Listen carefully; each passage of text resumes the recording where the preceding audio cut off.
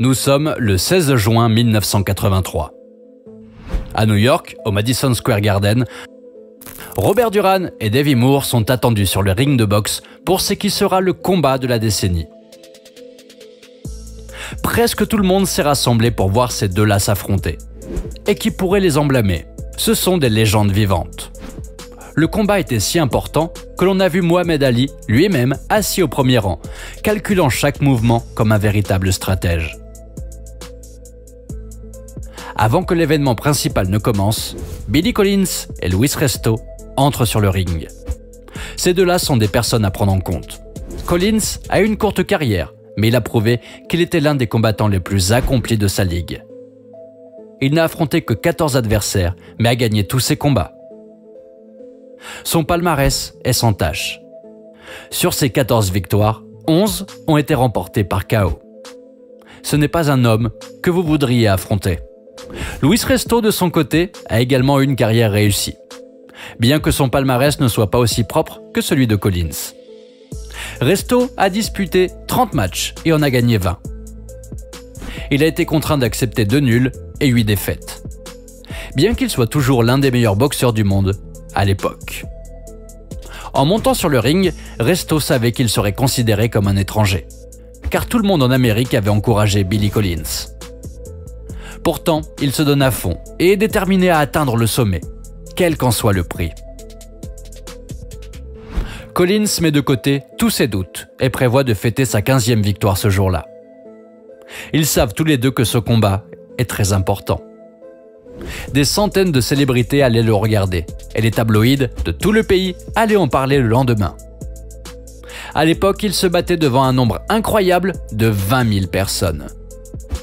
Pouvez-vous imaginer 20 000 personnes?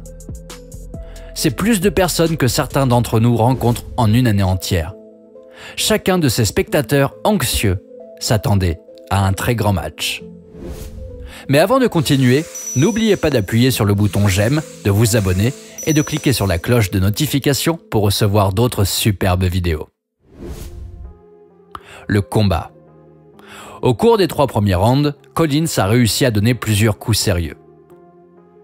Il se débrouille très bien et rend son entraîneur très fier. Mais combien de temps peut-il tenir le coup? Resto a tenu bon tout au long de ses rounds, mais il est beaucoup plus faible que Collins. Ce que personne n'aurait pu prévoir. Collins est choqué que ses coups soient si facilement esquivés et retournés. Il a parlé avec son père et son entraîneur après l'un des rounds et a admis que Resto était un bien meilleur combattant qu'il n'aurait jamais pu l'imaginer. Le père de Collins, qui était également boxeur, a compati avec son fils, a été également choqué par la façon dont Resto se défendait. Collins a dit à son père « On dirait qu'il a des pierres dans ses gants ». Le père a eu peur pour son fils et lui a dit qu'il ne serait pas déçu s'il décidait de jeter l'éponge. En fait, il a encouragé son fils à déclarer forfait de peur qu'il ne soit humilié ou gravement blessé. Mais le jeune Collins refuse de s'avouer vaincu et est déterminé à mener le combat jusqu'au bout, quel qu'en soit le prix. C'était un geste très courageux de la part de Collins.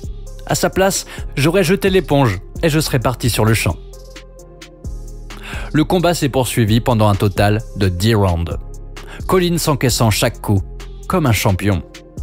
Mais sa persévérance n'a pas suffi. Resto est parti avec la victoire. Collins a été battu comme un sac de sable pendant près d'une douzaine de rounds, à tel point qu'un médecin a été appelé sur place après la défaite du jeune homme. Je ne sais pas pour vous, mais je ne pourrais pas imaginer prendre un seul coup par l'un ou l'autre de ces messieurs. Mais Collins a réussi à encaisser coup sur coup et à continuer à se battre. Quel que soit le vainqueur, Collins est le vrai MVP ici. Resto a commencé à célébrer sa victoire, mais le père de Collins l'a interrompu en montant sur le ring. Il a couru vers Resto et a attrapé ses gants. En criant aux officiels « Les gants ! Vérifiez les gants !» Collins, sœur, soupçonnait que le round avait été gagné par fraude. Panama Lewis, l'entraîneur de Resto, est intervenu et a essayé de dissiper les rumeurs selon lesquelles son élève avait triché. Cependant, Collins sœur insiste sur le fait que le match a été truqué et demande que les gants de Resto soient inspectés. Imaginez, arriver jusqu'ici, triompher pendant 10 rounds, pour être accusé de tricherie par l'entraîneur de votre adversaire. Je serais furieux. Bien que, il semble que cette suspicion ait été méritée. Les officiels ont pris un des gants de Resto et l'ont examiné. Ils ont immédiatement remarqué que quelque chose n'allait pas. Les gants étaient différents de ce qu'ils auraient dû être normalement. Le regard du public s'est alors déplacé de Resto vers Collins. Il a été emmené par un médecin et a reçu un diagnostic inquiétant.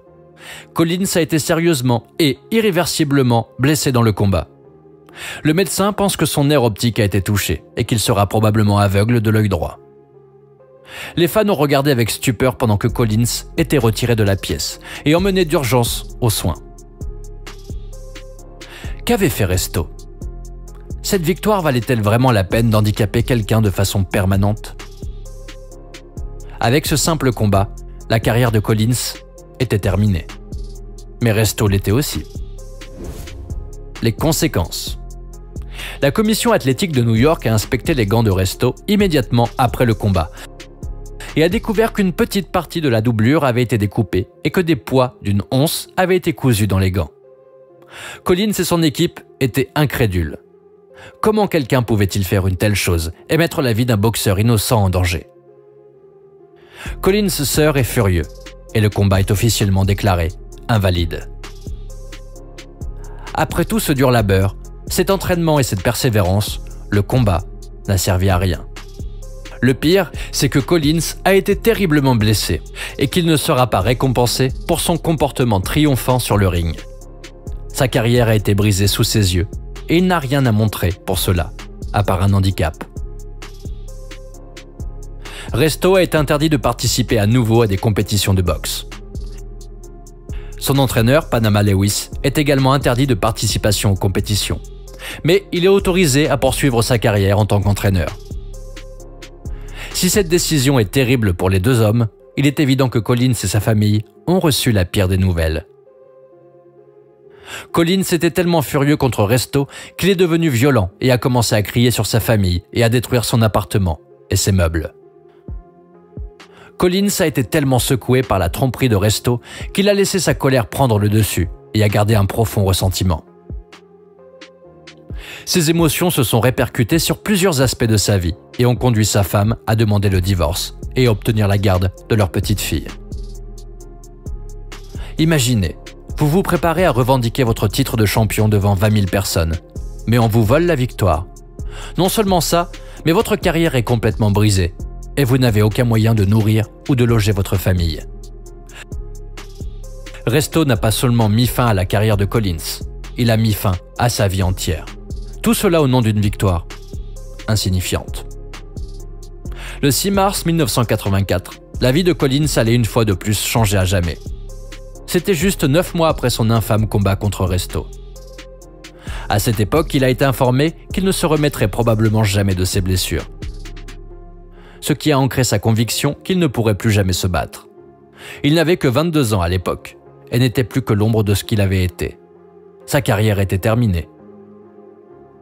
Mais Collins ne voulait rien de plus dans la vie qu'être un champion de boxe.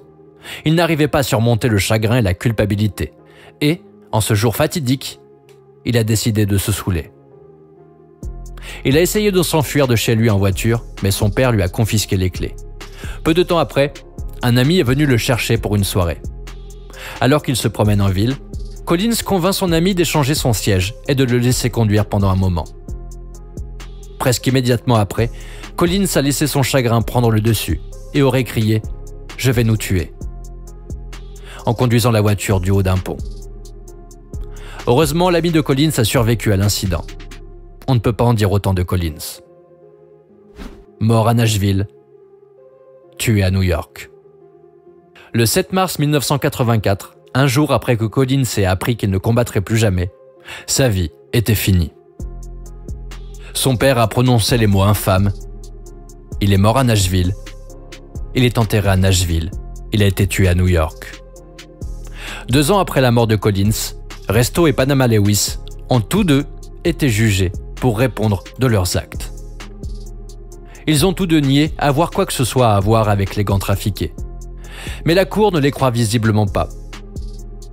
Il est impossible que Resto ait porté les gants pendant tout le combat sans se rendre compte que les gants étaient remplis de poids lourds. Je veux dire, allez, de qui ces gars pensent-ils se moquer? Resto a été condamné à passer 3 ans en prison pour fraude, utilisation criminelle d'une arme et agression aggravée.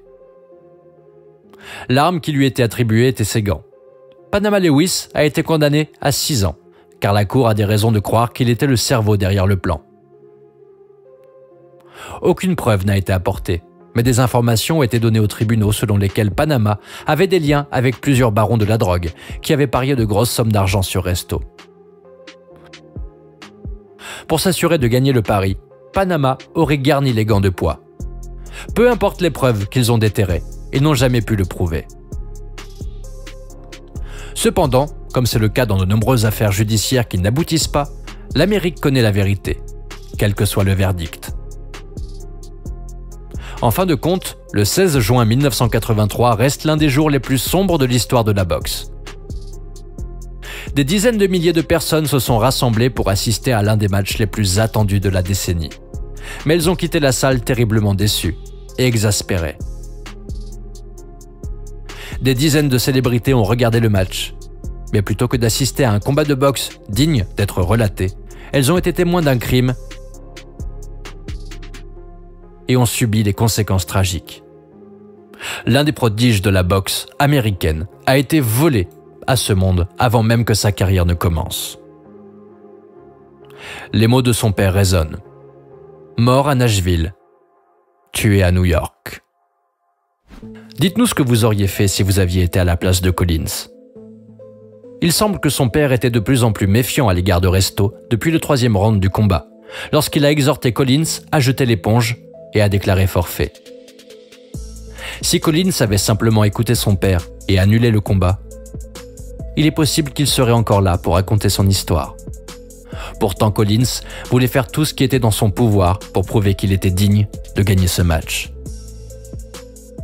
Malheureusement, si Resto n'avait pas altéré ses gants, Collins aurait très probablement gagné à la loyale. Merci beaucoup de nous avoir suivis. Si vous voulez voir d'autres vidéos comme celle-ci, n'oubliez pas d'appuyer sur le bouton j'aime et de cliquer sur la cloche de notification pour être tenu au courant de toutes nos futures vidéos.